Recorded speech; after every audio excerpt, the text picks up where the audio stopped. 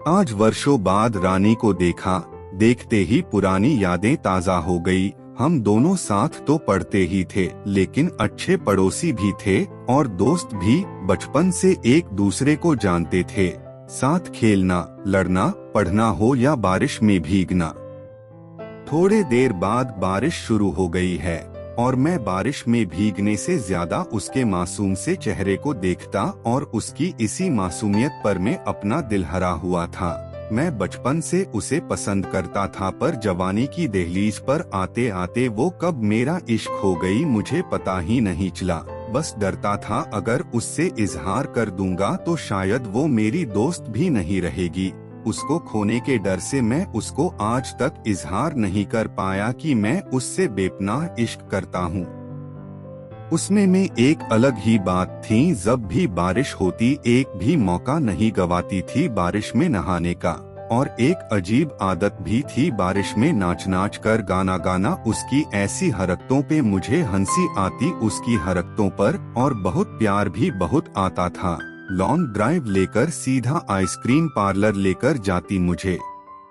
पागल थी पूरी, जो तेज बारिश में भी चाय की जगह आइसक्रीम खाने निकलती थी लॉन्ग ड्राइव पर। मुझे भी खुद जी अजीब सी हरकतों में शामिल कर लिया करती थी।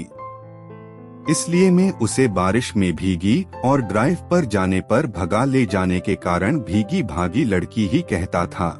और घर आते ही माँ की डांट से बचने के लिए मुझ पर नाम लगा देती थी कि आर्यन को बाहर जाने का मन था, पर उसकी मम्मी मेरी ओर इशारा करके कह देती थी कि मुझे सब पता है। उसकी यही हरकत पे प्यार बढ़ जाता था। आज अचानक से जब मैंने 5 साल बाद उसे देखा तो बिल्कुल अलग सी दिखाई दी मुझे। बहुत शांत, गंभीर, और चेहरे से मुस्कान तो कोसों दूर हो। जैसे आखिर ऐसा क्या हुआ जो सबको हंसाती थी वही लड़की हंसना भूल सी गई थी। अब तो मुझे जानना था कि आखिर क्या हुआ उसके साथ। दरअसल बात उन दिनों की है जब मैंने और रानी ने कॉलेज में एक साथ दाखिला लिया। मुझे रानी से बचपन से प्यार था, बस इजहार करने की कभी हिम्मत नहीं हुई। और दिमाग में एक ख्याल ये भी था कि पहले किसी काबिल बन जाऊंगा, उसके बाद रानी को इजहार करके सीधा शादी के लिए बोलूंगा, ताकि मैं हमेशा के लिए उसे अपना बना लूंगा। पर किस्मत को कुछ और ही मंजूर था। रानी कॉलेज में हमारा एक साथी रंजन को चाहने लग गई थी और मुझे आकर सब बताती थी। मैं उसकी खुशी देखकर कभी उससे अपने दिल की बात नहीं बता पाया, और अब यही सोचता था कि रानी रंजन के साथ खुश रहेगी क्योंकि वो उसका प्यार है और मुझे इनके बीच नहीं आना चाहिए। दिल्ली से नौकरी का ऑफर मिलने के बाद मैंने जल्दी से उस ऑफर के लिए हाँ कर दिया, क्योंकि मुझे जल्दी से जल्दी जाना था। क्योंकि यहाँ रहकर बिना रानी मेरा जीवन कटना मुश्किल था। आखिर बचपन से लेकर आज तक किसी और लड़की के बारे में सोचा ही नहीं था। मैं उन यादों से दूर जाना चाहता था। 1 साल तक तो रानी के बारे में अपने मम्मी पापा से पूछ लिया करता था। फिर साल भर बाद मैंने मम्मी पापा को भी दिल्ली ही बुला लिया। अब हम वही रहते थे। रानी सोने से पहले उसकी तस्वीर देखकर याद तो कर लेता था, पर उसकी ना मौजूदगी बहुत तड़पाती थी। बहुत दिन से उसकी कोई खबर नहीं मिली तो मुझे लगा कि अब उसने शादी कर ली होगी और अपने जीवन में खुश होगी, तो मेरा उनके बीच जाना सही नहीं होगा। यही सोच लेकर कैसे 5 साल निकले पता ही नहीं चला। इतने दिन बीत जाने के बाद हमारे कॉलेज के दोस्त खुशबू और जयंत शादी करने जा रहे थे, तो उन्होंने मुझे शादी में बुलाया। खुशबू और जयंत की शादी के बहाने से मैं 1 महीने की छुट्टियां लेकर आया था। जैसे ही हम घर पहुंचे, रानी की मम्मी को पता चलते ही हमारे लिए खाना लेकर पहुंच गई और कह गई कोई भी जरूरत हो तो बिना झिझक पहले जैसे बता दीजिएगा। मैं उसी समय आंटी से रानी के लिए पूछने वाला था, पर शायद उस समय वो वक्त सही नहीं लगा मुझे, और ये भी था कि शादी में मिल जाएगी। जैसे ही मैं तैयार हो शादी में पहुंचा, मुझे रानी दिखाई दी और वो भी अकेले। मुझे लगा रंजन किसी काम से बाहर होगा तभी साथ नहीं है, नहीं तो वो रानी को एक पल के लिए भी अकेला नहीं छोड़ सकता है। मैंने हिम्मत की और रानी के पास गया, जैसे खोसी गई थी मेरी रानी। मैं कुछ कहता उससे पहले उसी ने मुझे कह दिया, क्यों आर्यन, इतने दिनों में एक बार भी अपनी सबसे अच्छी दोस्त की याद नहीं आई तुम्हें? बिना मिले चले जाना और 5 साल में एक बार भी यह जानना कि तुम्हारी दोस्त कैसी है, जब मुझे सबसे ज्यादा तुम्हारे साथ की जरूरत थी और तुम नहीं थे, कहकर रानी मेरे गले लगकर जोर जोर से रोने लग गई और मैं कुछ पूछता उससे पहले वो बेहोश हो गई थी। मैं जल्दी से उसे अस्पताल लेकर गया और आंटी अंकल को फोन किया।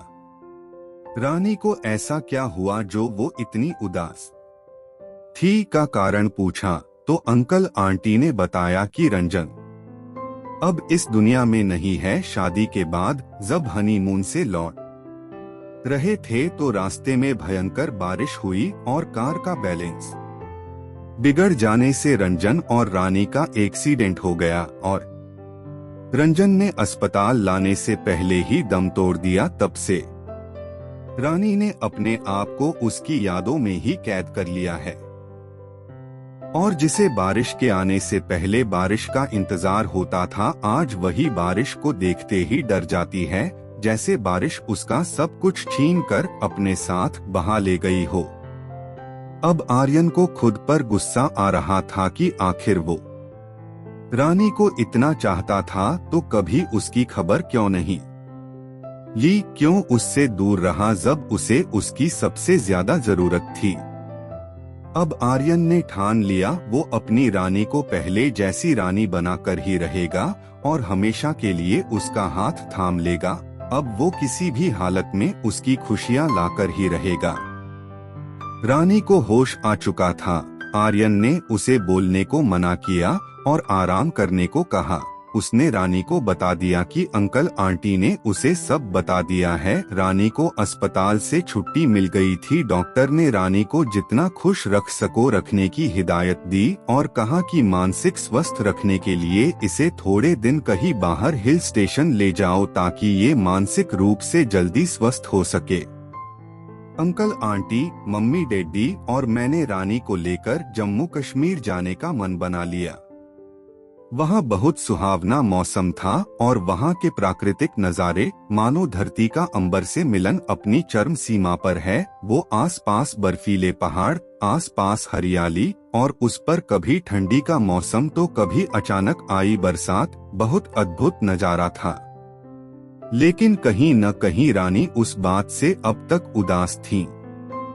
मैंने हर पल उसकी मुस्कान को लाना चाहता था ताकि वो पहले जैसी रानी बन जाए, हमेशा हंसते रहने वाली। मैं भी उन्हीं लड़कों में से हूँ जिसने बस तुम ही को प्यार किया है।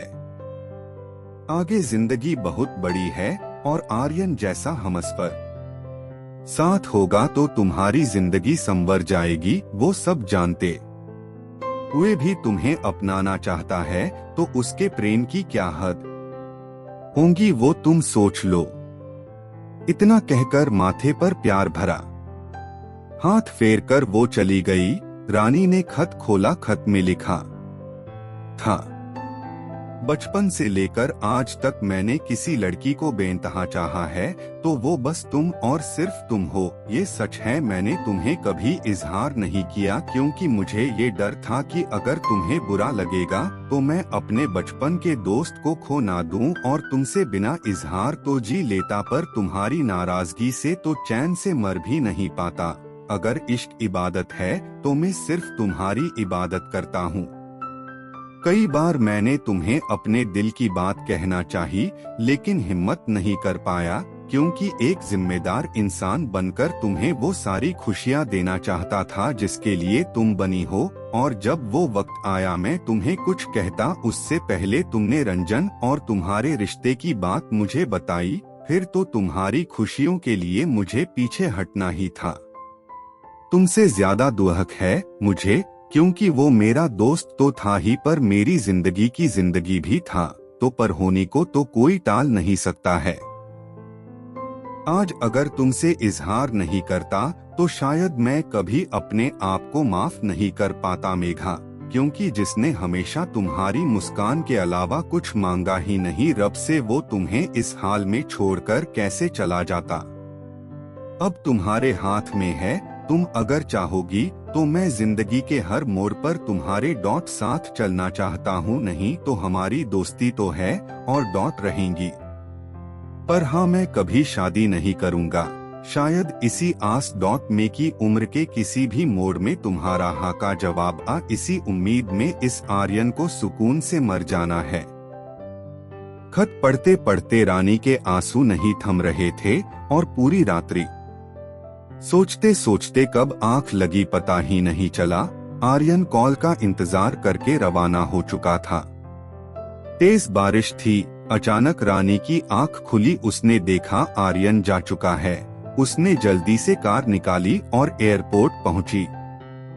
एयरपोर्ट पहुंचते ही उसे आर्यन और उसके माता पिता दिख गए थे। रानी ने एयरपोर्ट से उतरते ही आइसक्रीम पार्लर जो वही था से आइसक्रीम खरीदी और आर्यन को जोर से आवाज लगाई, आर्यन लॉन्ग ड्राइव चलोगे मेरे साथ? ये भीगी भागी लड़की तुम्हें भागने आई है हमेशा के लिए। और इतना सुनते ही आर्यन दौड़कर भागा और रानी को गले लगा लिया।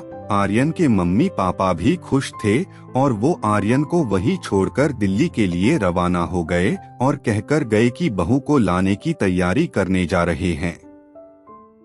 आर्यन और रानी एक दूसरे को पाकर खुशी से बारिश आंखों में भी बह रही थी। आखिर ये मानसून इन दोनों की जिंदगी में एक नई शुरुआत ला चुका था। आज हम दोनों खुशी खुशी अपनी लाइफ को एंजॉय कर रहे हैं। ये थी हमारी और मेरी गर्लफ्रेंड मीन्स मेरी वाइफ रानी की कहानी। अगर कहानी अच्छी लगी हो तो अपना कमेंट देकर हमें जरूर बताएं।